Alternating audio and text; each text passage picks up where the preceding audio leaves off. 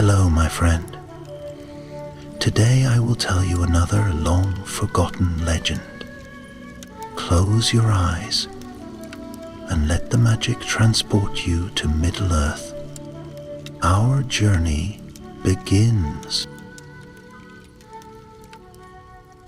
In the heart of Middle-earth, where the stars wove silver patterns upon the dark canopy of the night, there lay a realm untouched by time.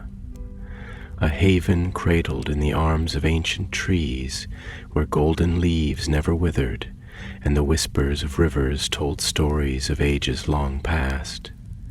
This was Lothlórien, the Golden Wood, the last echo of an elder world where the magic of the Eldar still lingered like the scent of blooming malorn blossoms in the air. But even in a land of such wonder, the shadow had begun to stir. Far beyond the borders of Lothlórien, the dark tower of Dol Guldur loomed over the broken remnants of Mirkwood, its stones tainted by an evil older than mortal reckoning. Once the haunt of the necromancer, now it was a hive of malice once more. The enemy had returned to its crumbling halls, and from within its depths creatures of nightmare gathered, drawn by the will of their unseen master. The winds that swept through the wood carried the scent of decay, of damp stone and whispered fear. And though the golden wood still shimmered with light, a chill crept through its glades, a foreboding tremor beneath the song of the leaves. On this night, beneath the watchful stars, the first shadows reached the borders of Lórien. Arendor knelt upon a high flet, the wooden platform swaying ever so slightly beneath him as he peered into the gloom beyond the borders of the wood. His keen elven eyes cut through the darkness, seeing past the silver mist that curled around the malorn trunks, past the swift river Celebrant that flowed like a ribbon of liquid starlight, and into the deep shadows that lay beyond. There, at the eaves of Lórien, the trees grew twisted and blackened, their branches clawing at the night sky like broken fingers. It was a place of silence, save for the occasional rustle of unseen creatures slithering through the undergrowth. And now, at the very edge of that darkness, something moved. A shape, hunched and misshapen, stepped forward, its breath curling in the cold night air. Then another, and another. Their eyes gleamed dimly, like embers long buried in ash. Orcs? Arendor tightened his grip on his bow, his heartbeat as steady as the tide upon the shore. He had spent many nights upon these borders, watching, waiting. But never had they come so close, never had they dared. He reached for an arrow, but before he could draw, a voice, soft as falling rain, called to him, "Be still, Arendor." He turned, and there she stood, Nimrian, his elder by many seasons, her silver hair catching the light of the moon. She moved like the breeze through the trees, silent, effortless, and though she bore no weapon, her presence alone was as commanding as a blade drawn in defiance. "The trees have spoken," she murmured, eyes never leaving the darkness beyond. "The shadow stirs. They come." Arendor swallowed, glancing back toward the growing shapes at the border, more of them now. Tall ones, smaller ones, creatures that did not move like orcs but crawled upon the ground like beasts. "We must warn the lady," he whispered. Nimri nodded. "The beacons have been lit. The stars have seen. Now we must listen." And so they did. For in the quiet of that night, beyond the murmur of the wind and the hush of the river, they heard it, the sound of metal striking metal, the hiss of breath through sharpened teeth, the deep and guttural chant of a war drum, beaten in slow, steady rhythm. Boom, boom, boom. It came from Dol Guldur, a sound that had not been heard in an age, the beating of war.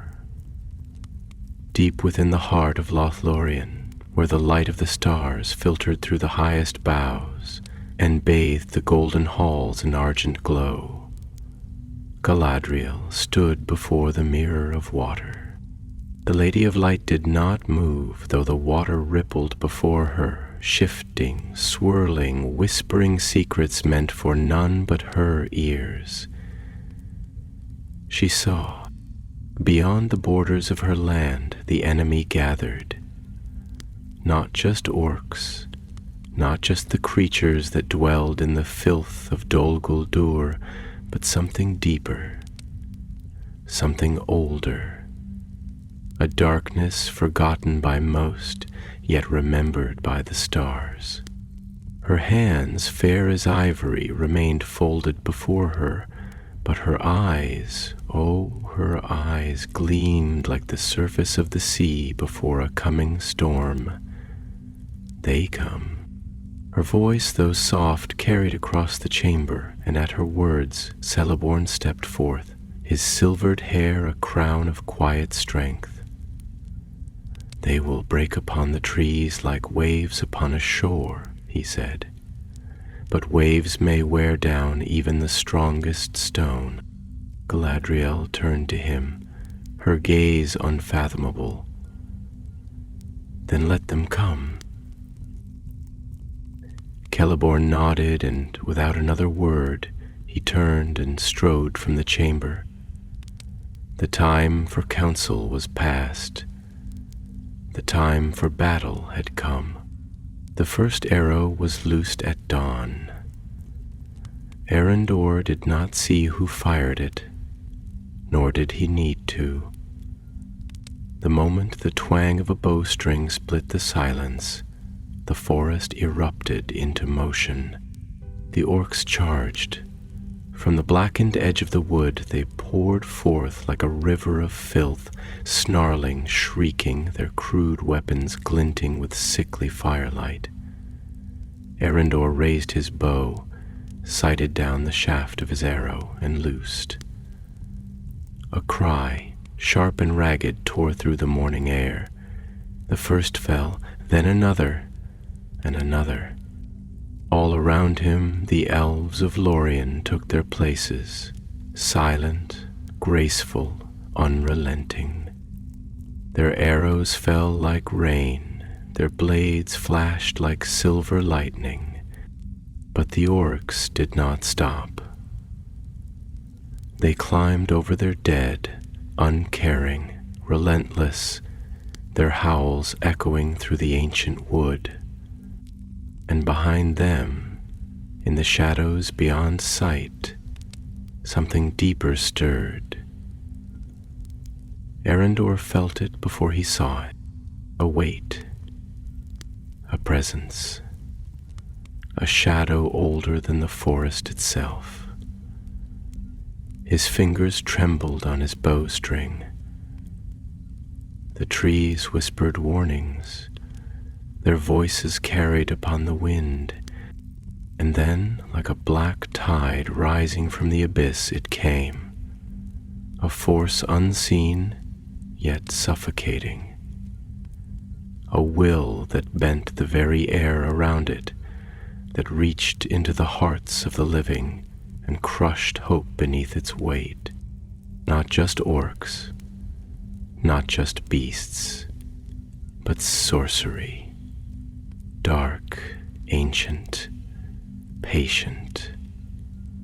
A whisper curled through the trees, a voice as cold as the depths of the world. The light fades, child of the wood. Arendor gasped, stumbling back, his heart pounding like a war drum in his chest. The battle raged around him.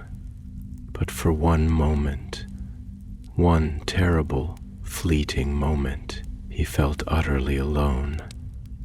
And from the shadows, something watched, waiting, smiling. For the siege of Lothlórien had begun. The first breath of dawn trembled upon the horizon, yet no warmth came with it. The sky, once a vast tapestry of celestial silver, had turned sullen, its stars withdrawing like watchful sentinels, retreating before a storm they dared not witness. The golden leaves of Lothlórien, which had forever caught the soft echoes of Anor's light, now seemed pale, their radiance dulled beneath the weight of something unseen, something that moved like a whisper through the roots of the ancient trees, curling its fingers into the very marrow of the land. The air was different, heavier. No longer did it carry the distant hum of elven songs woven between the branches, nor the gentle murmur of the celebrant silver waters lapping against the riverbanks. It was as if the forest itself was holding its breath, poised between past and future, knowing that the moment it exhaled, the world it had known for ages uncounted would be forever altered. Ariandor felt it as he stood upon the flet, his fingers trembling against the smooth curve of his bow. He had fought before, though only in skirmishes, small battles at the fringes of Lórien's borders, places where the trees were still strong, where the golden light was yet undimmed. But this was different. This was not an incursion to be repelled, not an isolated threat to be dispatched with swift and silent arrows. This was a tide, vast and unrelenting, dark and hungry. This was war, and he was standing at its precipice. Beside him, Nimrian watched the approaching horde with an expression unreadable, her silver hair stirred by the restless wind that now carried the stench of fire and blood. Her face, so often a mask of serene wisdom, was touched now with something deeper, an emotion so rare among the Eldar that it sent a shiver through Arendor's very feel. Doubt. "They come," she murmured, her voice a thread upon the wind, yet he felt the weight of it settle deep within him, like a stone dropped into still water. And with them, something that does not belong in this world. Do you feel it, Arendor? It lingers at the edges of thought, not yet seen, not yet heard, but known, as the stars know the emptiness beyond their light. He swallowed, his grip tightening around the shaft of his arrow. "I feel it," he admitted, though the words did not come easily. To name a fear aloud was to give it shape, to breathe it into being, and this was a fear unlike any he had known before. It is not merely the shadow of Dol Guldur, not only the malice of orcs and creatures bred for darkness. This is deeper, older. Nimrin nodded slowly, her gaze never leaving the shifting mass of shadows that advanced upon the borders of their realm. There are evils in this world that do not bear names. They do not hunger as men hunger, nor do they seek dominion as Sauron seeks. They do not exist to conquer nor to destroy, but simply to unmake. They are the void between the stars, the silence beneath the song, the absence of all that was and all that ever will be. I do not know if such a thing walks with the enemy tonight, but I fear it does. A gust of wind surged through the trees, rattling the golden leaves like distant whispers, and from the darkness beyond the river the orcs let loose their first cry. It was a sound not meant merely to strike fear, but to wound, to sink into the bones of the living and unmake the resolve of those who heard it. A chorus of shrieks, howls, and guttural laughter rose into the twilight air, blending with the rhythmic pounding of war drums, a heartbeat of doom that pulsed through the night. Boom, boom, boom, Arandor shuddered. He had always thought himself prepared for battle. He had trained with the finest warriors of the Galadrim, had honed his skill until his arrows flew swift as falling stars. But skill was not the same as knowing, and now, standing at the very edge of war, he knew this truth in his marrow.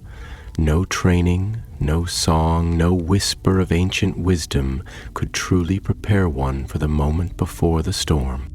Behind them, high upon the Talan of Carasgaladon, a light flared. Not the golden glow of lanterns, nor the flickering warmth of a torch, but something purer, something older. It was a radiance untouched by time, unfaded by the long ages of the world. Galadriel. Her presence, even unseen, was like the first light of dawn after an endless night, a reminder that the darkness had not yet claimed all, that in the heart of shadow there still remained a glimmer of defiance, a beacon upon which the last hope of the Eldar might yet stand. The Lady of Lórien did not speak, nor did she move from her place of silent watchfulness. Yet all who dwelled within the wood felt the touch of her power, like a hand upon their shoulder, like the gentle yet unyielding tide that shapes the shore. Arinder closed his eyes, drawing breath into his lungs, steadying his hands. He had not known how much he needed her presence until now. Nimrin let out a slow breath. The hour is upon us. The first arrows flew, silver streaks in the dim light, swift and true. The first orcs fell, their shrieks of rage turning to cries of pain. But still they came, climbing over the dead, rushing forward with reckless abandon, their weapons crude, their armor thick with filth. The Galadrim did not falter. They moved like flowing water, their bows bending, their blades flashing, their voices rising in song, not a song of lament nor of fear, but of memory, of defiance, of the unbroken will of a people who had stood before the dark since the world was young. Yet even as the battle began, Arandor felt it a second presence, distinct from the mindless rage of the orcs, different from the cold calculation of the wraiths who lurked in Dol Guldur. It was not merely an enemy's will pressing upon them. It was something deeper, more insidious, like a whisper curling through the marrow of the trees, seeping into the roots, into the very air. It did not scream, nor did it rage. It waited. It watched. And deep within his soul, Arandor knew this was only the beginning. Far away, upon the highest boughs of Carasgaladon, Galadriel lowered her gaze from the distant battle. Her hands, so often serene, now trembled ever so slightly. She had seen what was coming, not with her mirror, not with her eyes, but with the knowing that ran deep as the rivers, old as the mountains, vast as the sky. She whispered, though none were near enough to hear, "They come." And beneath her breath, unspoken but felt in the marrow of the world, the trees of Lothlórien wept. The darkness did not fall upon Lothlórien like the soft, inevitable descent of night.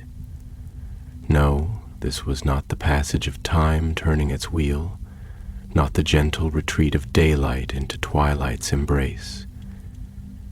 It came instead like a shroud pulled over the stars, a veil woven of shadow and malice, thick and suffocating, curling through the golden trees like a river of unseen hands grasping for something to smother, something to drown. It was not merely the coming of an enemy, but the arrival of a force that did not belong to the living world, a whisper from an age long buried, a song sung in tones that no creature should understand, a presence that slithered into the marrow of the very earth. Arendor had loosed arrow after arrow, his fingers raw against the string of his bow, yet the tide did not slow. It was an endless flood, a mass of writhing bodies and jagged blades, filth and malice given form, rolling forward in unrelenting waves that crashed against the golden wood. The silver arrows of the Galadrim flew true, felling many, but for each that fell, another rose, stepping over the broken, clawing forward with eyes that glowed red like embers, buried in the ashes of a forgotten fire. And yet, even amidst the chaos, amidst the clamor of iron and the sharp cries of the wounded, something else lurked. It was not among the orcs that rushed like a black tide against the borders of the wood.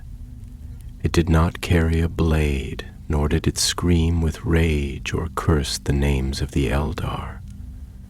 It was not seen, but felt, like a pressure against the soul, like fingers pressed into the thoughts of the living, prodding, searching, whispering with a voice older than words, a voice that belonged to something vast and waiting. Arendor had felt fear before, had known it in the quiet, creeping way it settled into the bones when the mind sensed a coming storm, in the sharp and sudden pang of terror when a blade came too close, when an arrow missed its mark, when the enemy's breath was close enough to taste. But this was different. This was not fear that came from the body's instinct to preserve itself, nor was it the fear of death, of pain, of battle. This was the fear of unraveling, of losing not life but self. It was the fear that somewhere beneath this great tide of shadow, something was watching, waiting to reach into the very essence of who he was, to unmake him not with tooth and claw, but with the sheer weight of its existence. Beside him, Nimrian's breath had grown unsteady, though her hands did not falter. She was no stranger to war, and yet even she, with all her years, all her wisdom, had begun to falter beneath the unseen weight that pressed against the air, thick and heavy, like the silence before a storm that would not break. And then she spoke, her voice barely a whisper, though it cut through the din of battle as if the very trees themselves willed it to be heard. "This is not a war of blades and arrows alone," she murmured, her silver eyes flickering with something deep, something haunted. "Do you feel it, Arendor? It does not scream, it does not charge, but it is there, just beyond the veil, waiting to be known." He swallowed hard, but his voice did not come, for he did feel it. It was the knowing that unsettled him the most, the sensation that somewhere in the black expanse beyond the trees there was something vast, something immeasurable, something that did not march with the armies of Dol Guldur, but moved behind them, through them, inside them, like a whisper slipping between cracks in the world. "I do not think this is merely an army," she continued, and though her voice remained steady, there was something beneath it, something ancient, something sorrowful. I think we are standing at the edge of something we do not yet understand. Her words settled into the air like falling leaves drifting softly, yet their weight was immeasurable. Erendor wanted to deny it. He wanted to say that this was war, as wars had always been, that orcs were orcs, that their weapons were crude but their intent simple, that steel and silver arrows would hold them back as they always had, but he could not, because the trees knew. They whispered with voices that had no sound, but their grief clung to the very air, woven into the trembling of the leaves, the way their golden boughs shivered, though no wind stirred them. Lothlórien itself was afraid, not of battle, of something else. Far above them, where the highest boughs of Caras Galadon kissed the sky, Galadriel stood upon the great Talon, her eyes cast out beyond the borders of her realm, seeing not with sight, but with knowing. The mirror had spoken, but she had not needed its voice to tell her what she already felt in the marrow of the world. She had lived long enough to know that there were evils older than Morgoth, deeper than Sauron, evils that had not been banished to the void, nor chained in forgotten places, but simply waited.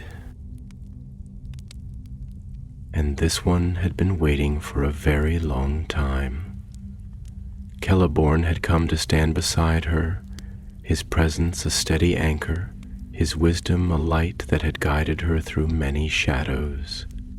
He did not speak at first, for he too had felt it, though he did not yet give voice to his thoughts. Only after a long silence did he murmur, "This battle is not as the others have been. The shadow that comes upon us does not wish to conquer. It does not wish to rule. It wishes only to consume." She turned to him, and though her gaze remained serene, he could see the storm that churned beneath the surface. "It does not break the world with flame," she said softly.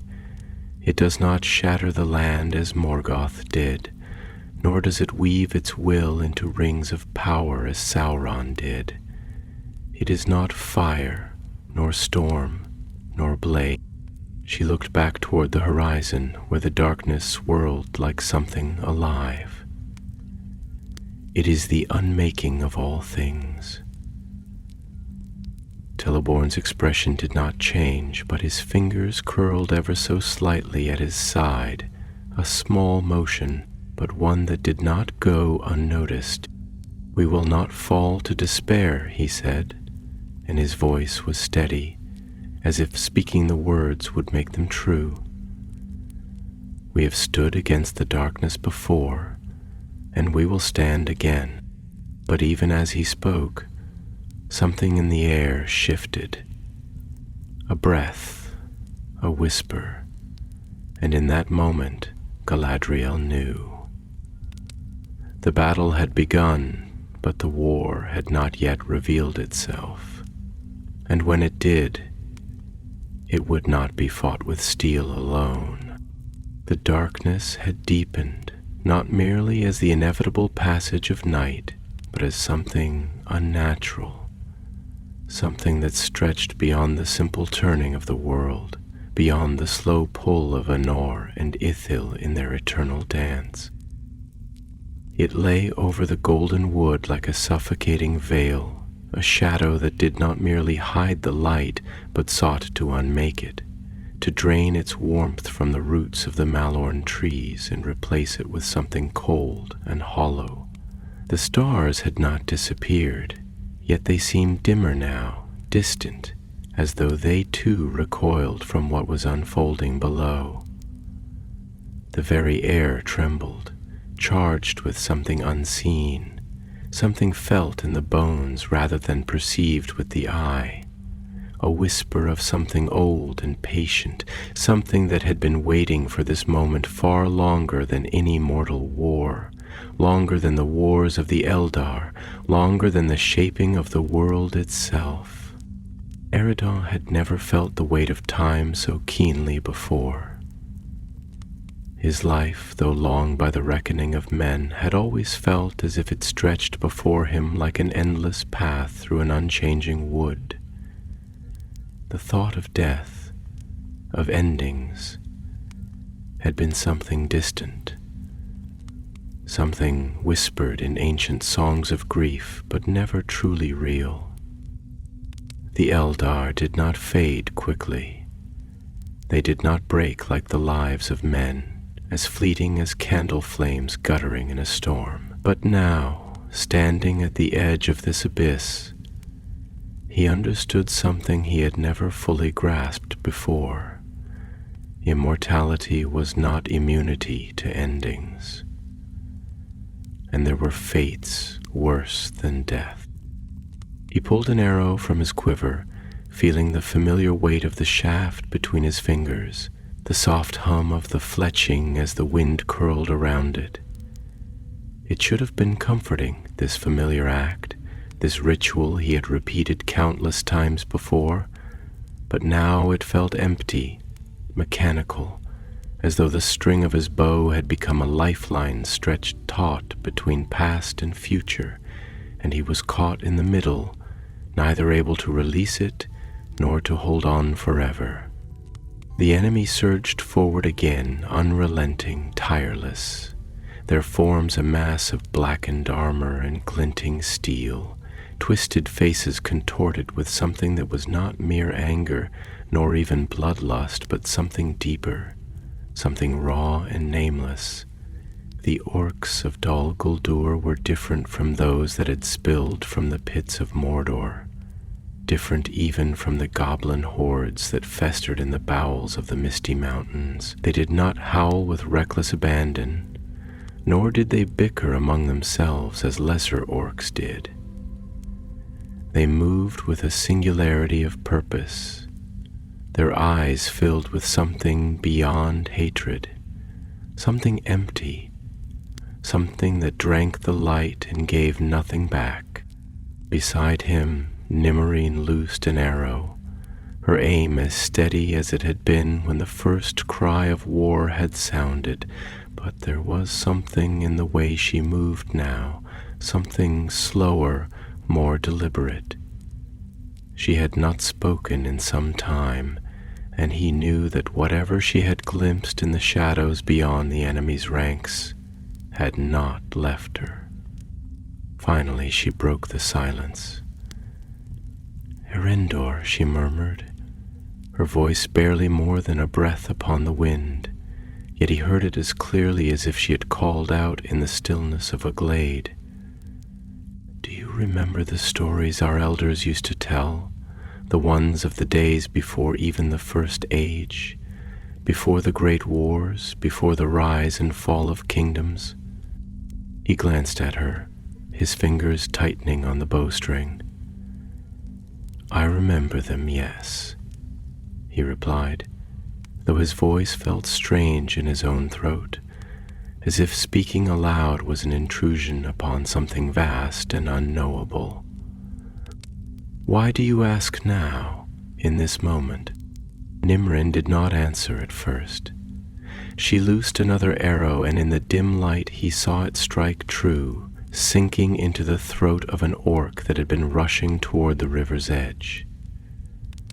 The creature stumbled, gurgling, clawing at the shaft as though it could undo what had already been done, but it did not fall. It stood, not at first, not immediately, but slowly, too slowly, as if something beneath its skin was pulling the broken body upright again, as if it had never fallen at all. Its head tilted back unnaturally, the black eyes fixing upon them with something that was not life, but was not yet death. Arendor exhaled sharply, his breath a tight, controlled thing, and loosed his own arrow. The second shaft struck the creature's forehead, splitting the skull, and this time the body crumpled. But the moment hung there, heavy, stretched thin like a thread unraveling in slow motion. "This is wrong," Nemean said finally, her voice tighter now, edged with something that was not quite fear, but something close to it, something older. "This is not the battle we were meant to fight. This is not the enemy we were prepared to face." Arendor wanted to argue, wanted to tell her that they had always known the war would come to Lórien's borders, that they had always known Sauron's forces would not leave the Golden Wood untouched, but the words would have been hollow, because he knew that she was right. This was not merely an army, this was not merely an attack, something else was here.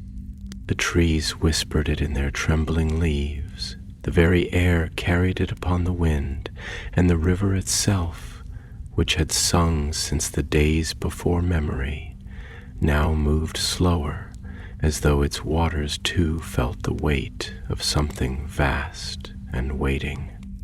Far away upon the highest Talon of Caris Galadon, Galadriel stood unmoving, her eyes cast beyond the golden trees, beyond the battle, beyond the veil of the seen world. She did not need to peer into the mirror to know what was unfolding below, for she had felt its coming long before the first arrow had flown. Celeborn stood beside her, silent, his face a mask of calm, but she knew him well enough to see the flicker of thought behind his eyes. He was not one to speak his fears aloud, not even to her, not even in the quiet of their halls, where the golden light had always felt like a sanctuary against the dark. Finally he spoke. "This is not an army," he said, echoing the thoughts that had already settled into her bones. "It is a storm. It is a flood, not of soldiers, but of something deeper. It moves like war, but war has rules. War has reason. This does not." She did not turn to look at him, but she reached for his hand, her fingers brushing against his, an anchor in the deepening tide. "It is not war," she murmured. "It is hunger." The wind stirred through the golden leaves, and the trees whispered something low and mournful. In the battle below, the orcs continued their advance, but something had changed now. They did not die as they should have, and from the blackness beyond them something else watched, and waited, and smiled. The battle did not rage, it unfolded like something inevitable, like the slow turning of a vast and merciless wheel. It did not burn with the fury of a storm, nor did it crackle with the wild chaos of clashing armies. Instead, it was seeping, like ink spilled upon parchment, a slow, insidious tide creeping ever forward, devouring light, devouring breath, devouring certainty. The golden wood of Lothlórien, which had stood unchanged for countless ages, felt the weight of something pressing upon it. Something not merely of this world, but of the spaces between the world. The places where time was not counted, where even memory could not reach. Randor had thought battle would be a fire, an explosion of sound and fury, the clash of steel on steel, the ringing cries of war filling the air like the tolling of a great and terrible bell. But this was not war. It was erosion. The enemy did not rush upon them like waves against the cliffs. They advanced in silence, save for the whisper of their breath, the rasp of their limbs moving through the mist. They did not bellow war cries or scream curses in the black tongue. They came like shadows stretching in the dusk, inevitable, unstoppable, nameless. The orcs that should have died did not stay dead. Some fell only to rise again, their limbs moving with the unnatural slowness of something being pulled upright by a will not their own. Others did not even stumble, though arrows found their marks and blades cut deep into their flesh. They did not falter, did not cry out, did not bleed as they should have. It was as if something else was wearing their bodies like a cloak, like puppets whose strings were tugged by an unseen hand. Arendor had known fear before, but not like this. This was not the fear of death, nor even the fear of pain. It was deeper, more primal, a fear that curled around the base of his spine like frost creeping over still water. It was the fear of becoming, the fear that if he fell, if he was struck down, he would not die at all, but would stand again and walk forward and never again belong to himself. Beside him, Nimrine had gone still. Her bow was still raised, her fingers still rested upon the string, but her breath had gone shallow, her lips pressed together in something that might have been prayer or might have been despair. She had seen it too. "I do not understand," she murmured at last, her voice quieter than the wind, her words trembling with something brittle and sharp.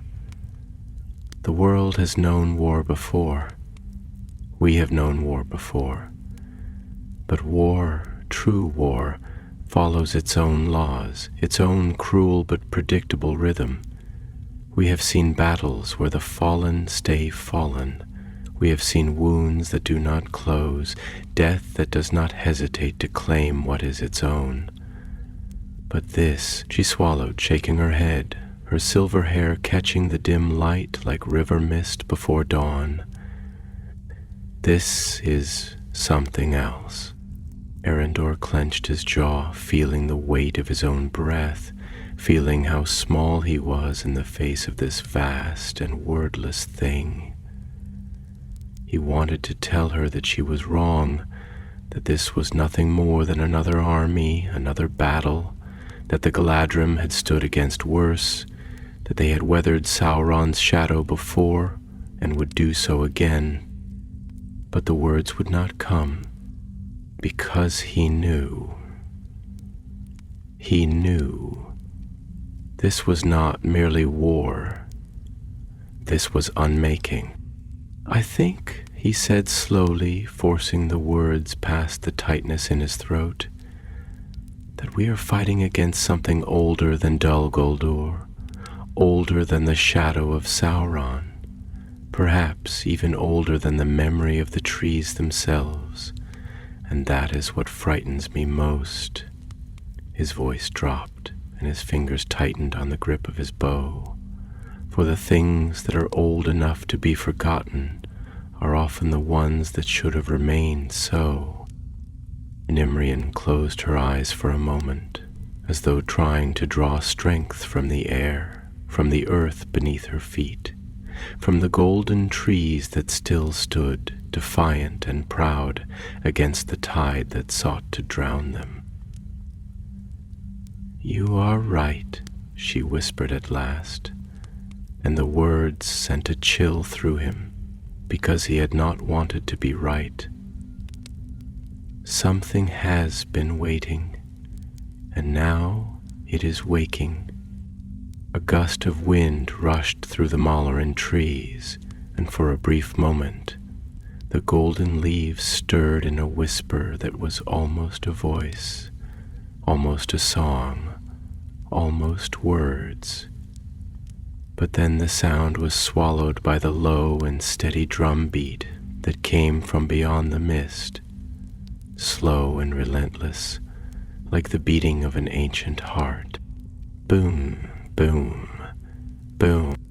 Far above, Galadriel stood upon the highest flet of Caras Galadon, her gaze cast out beyond the battle, beyond the borders of her land, beyond the veil of the seen world. She had known this moment was coming. She had felt it in the water, in the wind, in the roots of the oldest trees. She had not spoken of it, for what words could capture something so vast, so terrible, so inevitable? Celeborn stood beside her, his silver hair unbound, his eyes as keen as the steel of his blade. He did not ask her what she saw, for he knew that whatever vision had come to her was not something she could explain in mere words. He simply waited. At last she spoke, her voice quiet but filled with the weight of centuries. The darkness that comes upon us now is not the will of a single being, nor the greed of a tyrant seeking dominion. It is not the ambition of a dark lord, nor the hunger of his servants for power. It is something older, something that does not seek to rule, nor even to destroy. It is something that seeks only to erase. Celeborn exhaled slowly, though his face did not change. A void, she nodded, a void that does not hunger for power, nor seek to bend the world to its will. A void that merely is, and once it is loosed, it cannot be bargained with. It cannot be reasoned with. It does not seek victory, because it does not recognize the concept of winning or losing.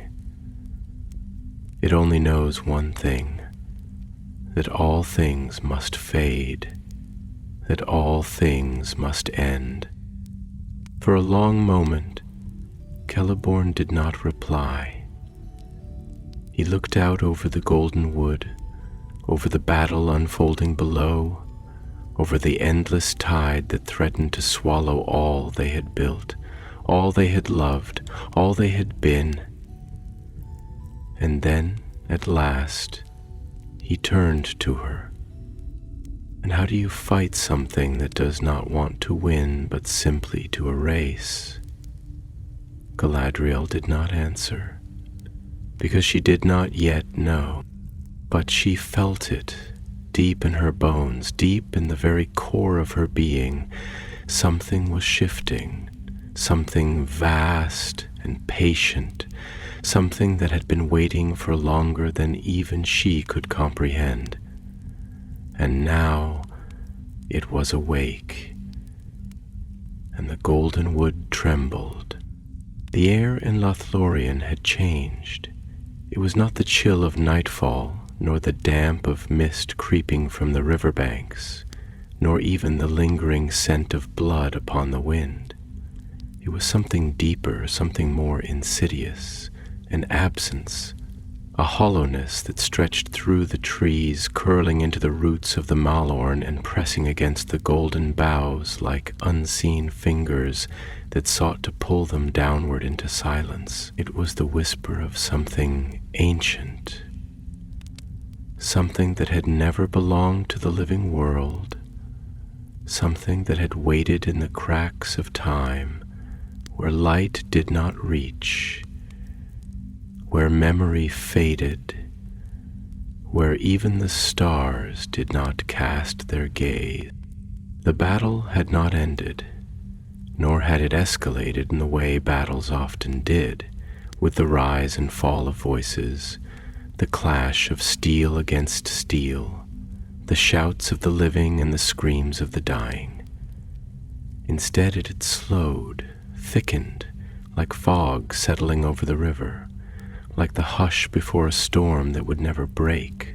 The orcs did not move with the reckless frenzy of those seeking slaughter, nor with the cold efficiency of soldiers marching under the will of a command. They moved like things being guided by unseen hands, like marionettes whose strings were not entirely of this world, whose bodies answered to a force that had no name.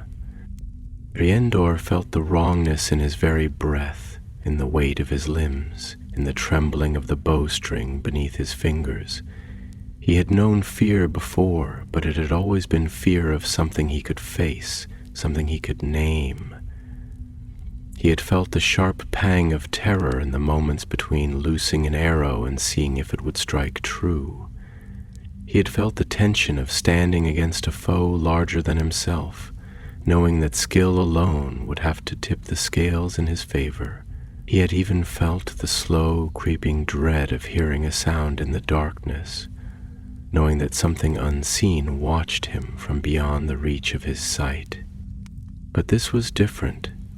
This was the kind of fear that did not come from the body's instincts to preserve itself. This was the fear of something deeper, of being unmade, of being reduced to nothing, of ceasing to be in a way that went beyond death.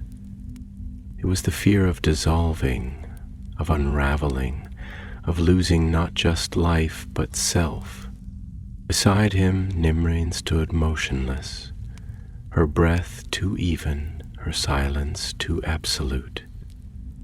She had not loosed an arrow in several minutes, though her fingers still rested upon the string.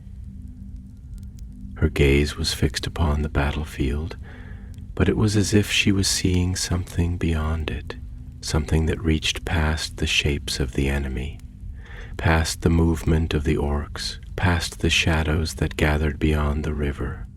Finally she spoke, and her voice was quieter than the rustling of leaves, yet somehow heavier than the weight of the night itself. "Erindor," she murmured, and there was something in her tone that sent a chill through him, something he had never heard from her before, not in battle, not in peace, not even in the long, quiet conversations they had shared beneath the golden boughs. "Tell me, what do you believe the soul is made of?" He blinked at the question, his fingers tightening instinctively upon his bow. It was not the question he had expected. It was not the kind of question one asked when death was at the doorstep, when war was pressing in from all sides, and yet, somehow, it felt more urgent than anything else that could have been spoken. He hesitated, the words unfamiliar upon his tongue. It was not a thing he had ever truly considered, not in this way, not in this moment. "I suppose I have always thought of it as a flame, something that burns within us, something that cannot be touched by the world, something that remains even when all else is lost. It is the part of us that belongs to the stars, the part that was never meant to fade." Nimrien exhaled softly, her breath almost a sigh, almost a whisper. "Yes," she murmured, "that is what we have always believed. That is what we were told, that the soul is a thing of light, a thing that cannot be taken, that cannot be undone." She paused, her fingers flexing ever so slightly upon the bowstring, as if testing the weight of the thought, the weight of the truth she was about to speak. "But, Erindor, what if we were wrong?" His breath caught in his throat, and for a moment he did not know why, but then he understood. Because he had felt it. Because something was reaching, because the enemy that moved before them was not merely an army. It was not merely a force of orcs spilling from the darkness of Dol Guldur. It was something else. It was something that did not kill in the way wars killed, something that did not destroy in the way swords and fire destroy. It was taking, it was undoing, it was pulling apart. And suddenly, the fear in his chest was not the fear of dying, it was the fear of ceasing to be. Far above, on the highest flet of Carasgaladan, Galadriel stood beneath the canopy of silver and gold, her gaze cast out beyond the borders of the golden wood, beyond the trees, beyond the battlefield, beyond the veil of sight. She had seen much in her long years, had known the weight of history, had stood against darkness that sought to claim the world time and time again, but even she, with all her wisdom, had never felt something like this. It was not shadow, it was not fire, it was not hunger, it was absence, and it was spreading. Celeborn stood beside her, his arms crossed, his expression unreadable, but she could feel the tension in him, could feel the weight of unspoken thoughts pressing against the stillness of his form. He did not speak often when the hour was dark. He had always been a man of action, of quiet certainty. But now he watched, now he waited, now he measured the moment before them and found no clear path forward. At last he spoke, his voice low, steady, but edged with something rare, something only she could have heard. Doubt. "What is this, Galadriel?" he asked, his gaze never leaving the dark expanse beyond the trees, the place where something vast and patient lingered just beyond knowing. "This is not a war, not in the way we have known war. This is not a battle of swords, nor of fire, nor of dominion. What comes upon us now does not seek to rule." He turned to her, and his silver eyes caught the light of the lanterns, reflecting something cold, something searching. "So tell me, what does it seek?" She did not answer at first.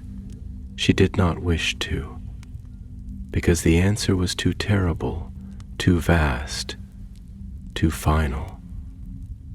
But the leaves whispered, and the river trembled, and the air itself seemed to still, waiting for what she would say. And so, at last, she spoke. "It seeks only to erase." Celeborn closed his eyes, and for the first time in many years he was silent, not because he wished to be, but because there was nothing left to say. For how did one fight something that did not want to win, but only to unmake? And how did one stand against something that did not seek to claim the world, but only to erase it? Below them, upon the battlefield, the golden leaves of Lothlórien began to fall, slow and soundless, as if mourning something that had not yet happened, something that had only just begun. The golden wood was breathing, slowly, raggedly, like a being caught between waking and dreaming, between past and present, between what was and what was about to be. The malorn trees, which had stood for ages beyond counting, whose golden leaves had known the light of the two trees through the memory of their kind, now trembled, their roots shifting in the deep earth, whispering, singing low songs of warning in voices only the Eldar could hear. The river celebrant, which had always carried its melody in silver strands upon the wind, now slowed its course, as if it too hesitated, as if it feared to move forward into the unfolding fate that awaited the land. The very air had thickened, pressing against skin and bone, filling the spaces between breath and silence with an invisible weight, a presence that was neither warm nor cold, but absent, a void that did not belong to the living world. Arendor could feel it, though he could not name it. He could taste it upon his tongue, something hollow and bitter, something like the silence after a song that was never finished. His bow felt heavier in his hands, though the wood had not changed, though the string had not loosened. It was he who had changed. He had fought before. He had drawn arrows and loosed them into the darkness, had watched as his enemies fell, had known the quiet, terrible thrill of victory and the slow-burning sorrow of loss. But this was different. He did not feel as if he was fighting. He did not feel as if he was resisting. He felt as if he was delaying, and delay was not the same as hope. The battle had become sluggish, not in the way of weary warriors whose strength had begun to wane, nor in the way of armies that hesitated upon the edge of defeat. It was as though the very world had slowed, as if time itself was being stretched, pulled thin like thread unraveling, thinning, vanishing into something beyond sight. The enemy did not rush forward as they once had, nor did they press their assault with the reckless hunger of creatures seeking blood. They moved without urgency, without haste, like the slow advance of a tide that does not crash against the shore, but instead replaces the land beneath it, inch by inch, until the earth is no longer there at all. And still the trees whispered. Silmarillion had not spoken in some time. She had loosed arrows, her aim as true as ever, had fought with the quiet, unshaken grace of the Galadrim. But there was something in the way she held herself now, something in the slight tightening of her fingers upon the bowstring, something in the way her breath lingered just a fraction too long before she exhaled. She was listening, and whatever she heard, whatever she felt, was something she did not yet have the words for. At last she turned to him, her silver eyes unreadable, filled with something vast and distant, something he did not know how to name. "Arendor," she murmured, and her voice was not strained, nor broken, nor trembling. It was measured, careful, like one who walks upon the edge of something unseen, knowing that one step too far in either direction might lead into an abyss from which there is no return. "Tell me, when you dream, do you ever dream of emptiness?" He blinked, the question striking him in a place deeper than thought, deeper than understanding. He had not expected it. Not now, not here, not like this. But something in her tone, something in the way she asked, sent a shiver through him that had nothing to do with the cold. "Emptiness?" he echoed, and his voice was quieter than he intended. He felt the wind stir against his face, felt the weight of his own heartbeat pressing against his ribs. "No, I do not think so. I have dreamed of darkness, of storms, of places I do not recognize, but even in the darkest dreams there is always something, a shadow, a flicker of light, a sound, a breath. Never emptiness." He hesitated, frowning, his thoughts shifting, reaching towards something just beyond his grasp. "Why do you ask?" Silmarillion did not answer immediately. She closed her eyes for a moment, as if weighing the shape of her own thoughts before she dared to speak them. When she opened them again, there was something unreadable in their depths, something ancient and knowing, something that did not belong to the present moment alone. "Because I think," she said slowly, carefully, "that what comes upon us now is not something that exists in the way we understand existence. It does not hunger, for hunger implies desire. It does not seek, for seeking implies purpose. It does not destroy, for destruction still leaves behind the remnants of what once was. It simply removes. It takes without taking.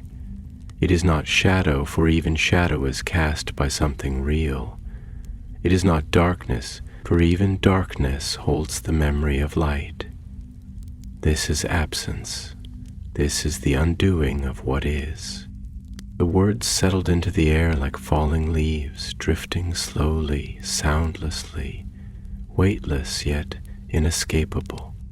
Arendor swallowed, his throat dry, his breath uneven. He did not want to understand.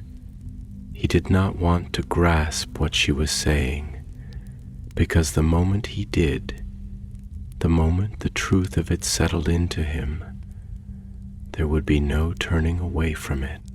But he did understand, because he had felt it, because something was watching, because something was waiting, and he did not know if it had already begun. Far above, upon the highest flet of Caras Galadon, Galadriel remained motionless, her gaze fixed beyond the battle, beyond the golden wood, beyond the places where even the sight of the Eldar could reach. She did not need to see it to know it was there.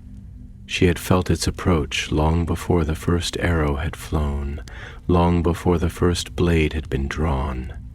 It had been waiting, patient, lingering in the spaces between thought and silence, between memory and forgetting. It had always been there, not present, not absent, but something else. Something for which there were no words, something for which the world had no name.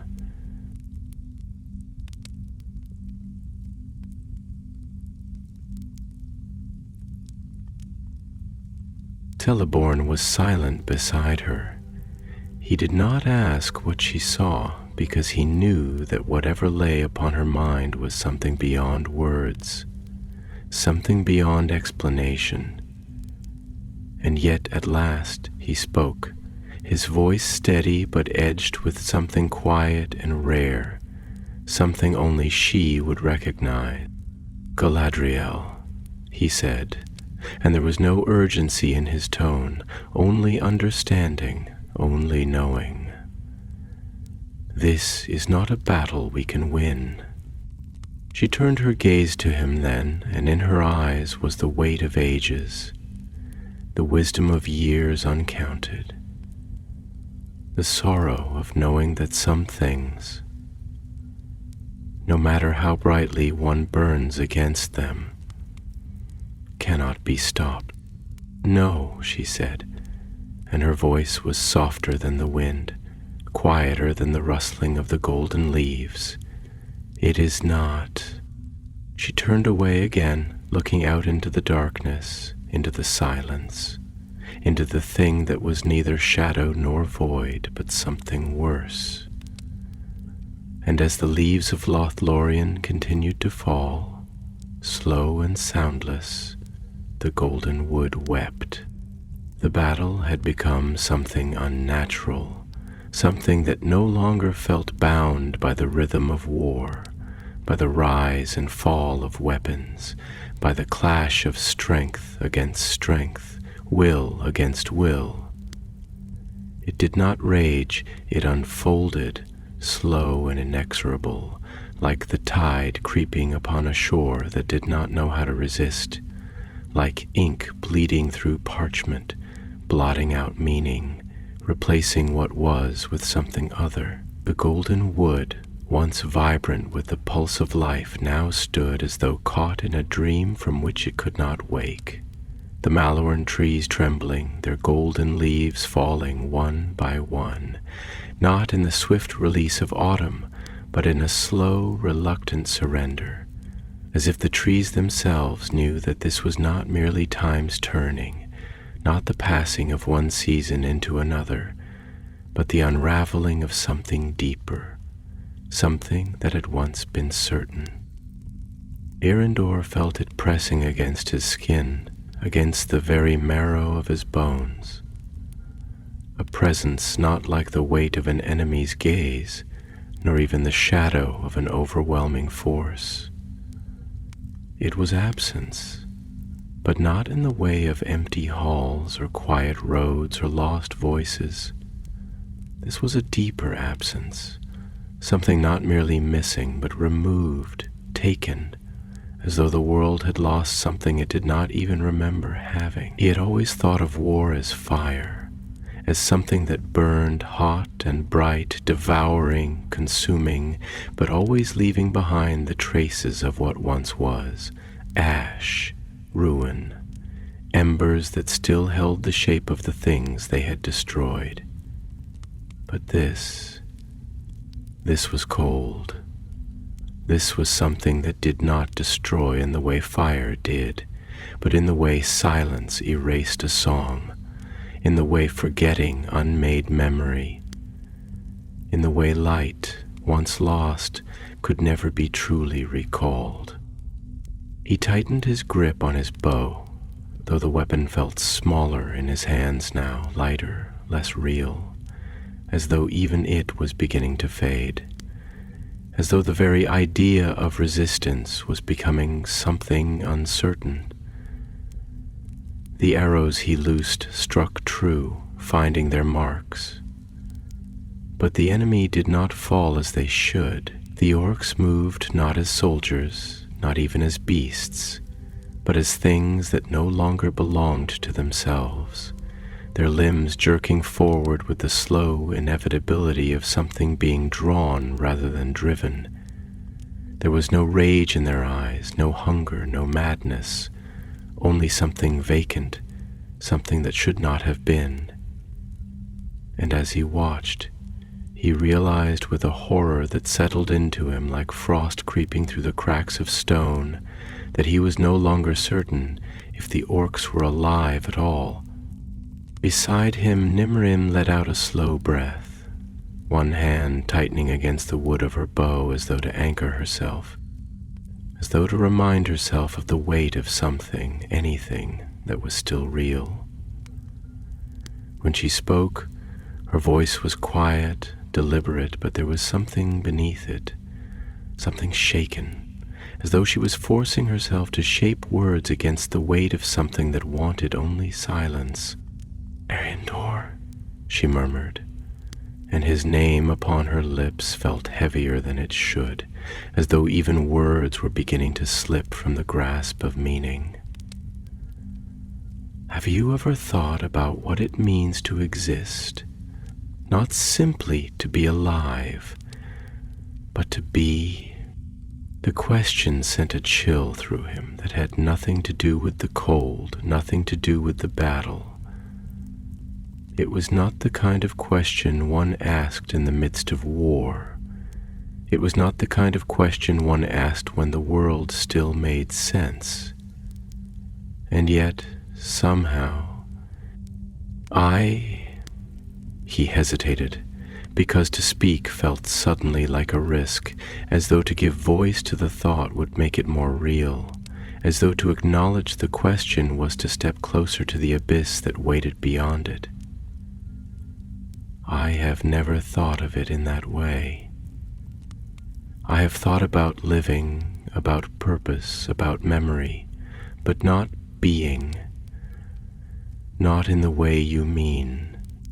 Nimrian exhaled, a breath that was almost a sigh, almost a whisper, almost something that did not belong to this moment, but to something older.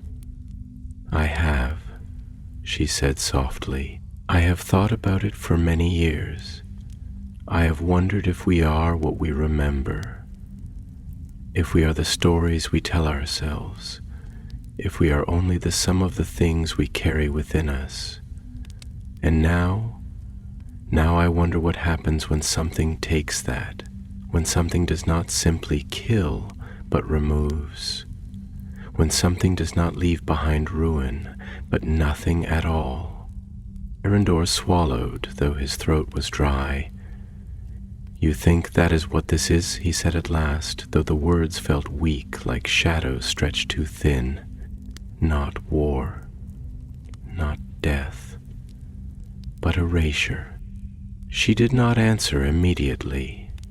She turned her gaze toward the battlefield, toward the things that moved in the mist, toward the golden leaves that fell from the Lothlórien trees in slow, soundless resignation.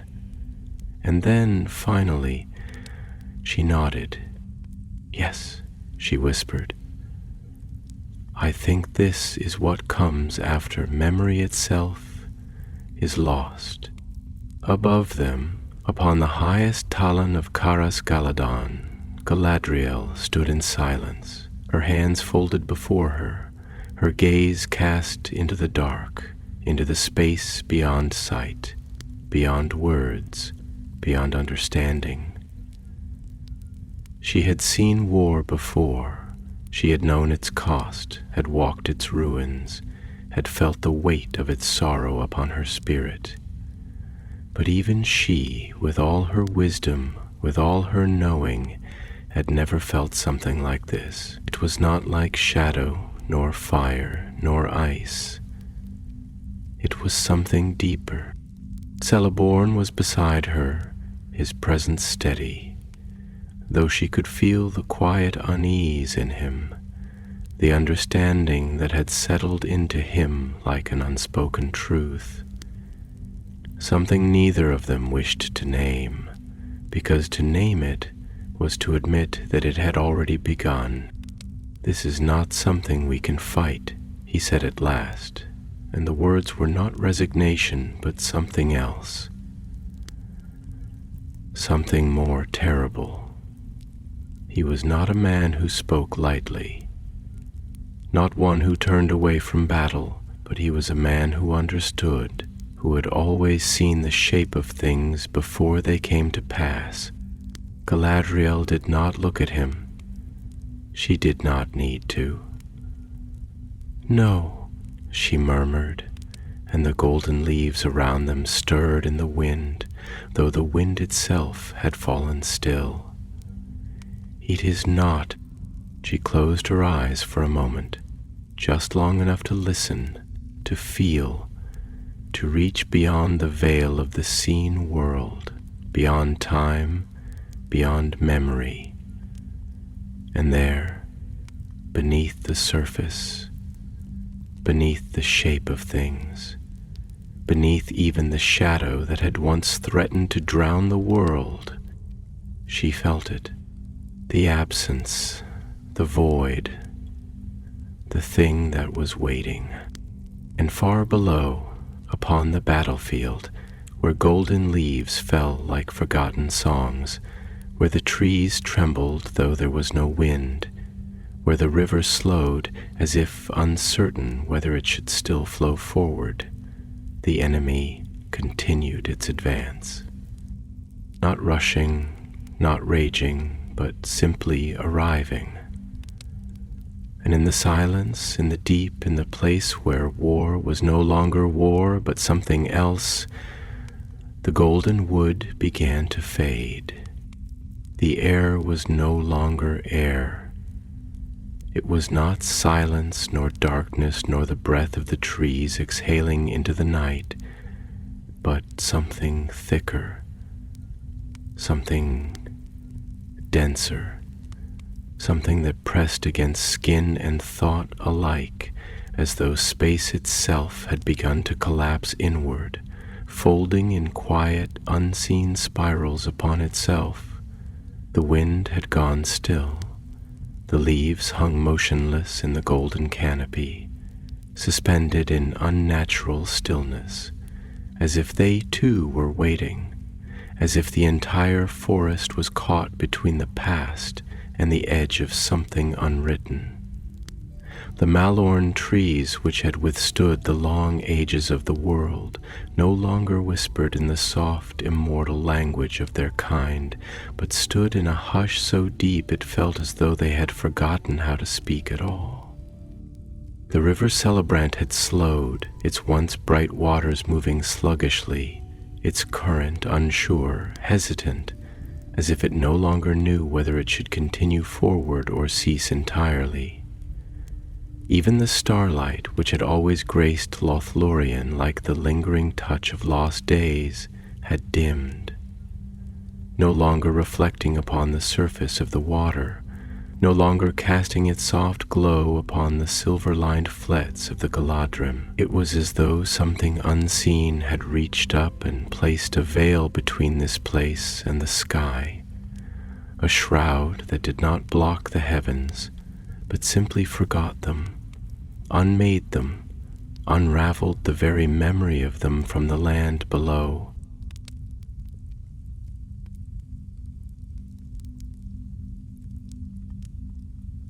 Erendur clenched his bow so tightly his fingers ached, his breath shallow, his thoughts racing through a storm of contradictions, unable to settle on anything that felt real.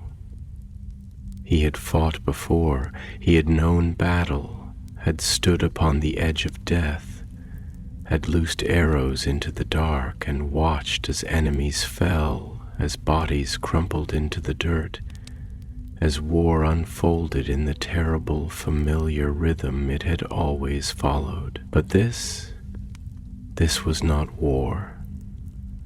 War had a purpose, even in its cruelty. War had an end. This was something else. This was something that moved without hunger, without hatred, without the burning will to conquer or consume. This was erasure, not by force, not by fire, but by the slow unraveling of what was until nothing remained. He turned to Nimrian, and in her face he saw the same unspoken understanding that churned in his own chest, the same quiet, terrible knowledge that this was not something they could fight, nor something they could reason with. She had not loosed an arrow in minutes, perhaps longer. She stood poised, bow still drawn, but her eyes were distant, fixed not upon the enemy before them, but upon something beyond it, something she could see but not name, something she could feel creeping at the edges of the world, fraying the borders of reality like threads being plucked from a tapestry one by one. "This is how it ends," she murmured, and her voice was soft, steady, but filled with something deeper than fear, something vast, something quiet, something like sorrow that had not yet found the strength to break, not in fire, not in ruin, but in forgetting. Not as a thing that collapses beneath the weight of its own destruction, but as a thing that simply ceases to be. She exhaled, and though it was the same breath she had drawn countless times before, it felt different, as though even the act of breathing had become fragile, as though the simple motion of air in her lungs might soon become something uncertain. And the worst part, Erendur, the worst part is that we do not even know what we are losing. Her words settled into him like cold sinking into stone, and he swallowed, though his throat was dry. "Then what do we do?" he asked, though he did not expect an answer. "Do we fight something that does not wish to be fought? Do we stand against something that has no will to be opposed?" His voice wavered, and it angered him, though he did not know at whom or at what. If war is not war, if victory is not victory, then what is left for us? Nimrian turned to him then, and in her silver eyes he saw something terrible and beautiful, something fierce and unbreakable, something that defied the very thing that sought to erase it. "We remember," she said simply, And suddenly the answer was clear, not in the way that knowledge was clear, not in the way that certainty could be measured and grasped, but in the way that light was clear after a long night, in the way that dawn did not win against the dark, but simply arrived. War was not fought with swords and arrows alone. Some battles were fought with memory. Some battles were fought with the refusal to fade. Above them, upon the highest flet of Caras Galadon, Galadriel stood upon the threshold of the known and the unknown, upon the precipice of the seen and the unseen, her golden hair caught in the dimming light like strands of a world that had not yet been lost. She did not move, did not breathe, did not blink, for she was watching, and what she saw was something she had known long before this moment, long before this battle, long before time had named it. She had felt it upon the wind, long before the first arrow had been loosed, had heard it in the silence between heartbeats, in the hush between spoken words, in the quiet spaces where thought itself had begun to thin. Celeborn was beside her, his presence steady, his gaze unreadable, but she felt the weight of his knowing, the quiet unspoken truth they both understood. He had always been a man of action, of purpose, of quiet strength, but now there was no enemy he could cut down, no army he could outmaneuver. There was only this silent war, this nameless unraveling, and yet he did not falter, did not step away. He stood. At last he spoke. "This is not the end," he said, and there was no doubt in his voice, no hesitation, no yielding. "It is only the end if we allow it to be." Galadriel turned to him then, and though the weight of ages lay upon her spirit, though she had seen more sorrow than the world could bear, she smiled. For he was right, for all things could fade, all things could be taken, all things could be lost, but only if there was no one left to hold them. And Lothlórien was not yet lost. The malorn trees shivered, and the wind returned. The river Celebrant stirred, and its waters began to move forward again. The golden leaves trembled, and they did not fall, and upon the battlefield, where the enemy still stood, where the tide had not yet broken, where the shadows still stretched long and deep, something changed. Not a victory, not an end, but a stand, a refusal, a memory that would not be taken. And, for the first time since the darkness had come, since the silence had pressed upon the wood, since the enemy had begun its slow, inevitable advance, the golden wood did not retreat, it stood, and in the deep places where things had waited unseen, where something vast and patient had stretched out its unseen hands, a whisper passed through the unseen spaces of the world, a thing not spoken, not thought, but felt. They remember, and suddenly the darkness knew that it could not erase what was still held.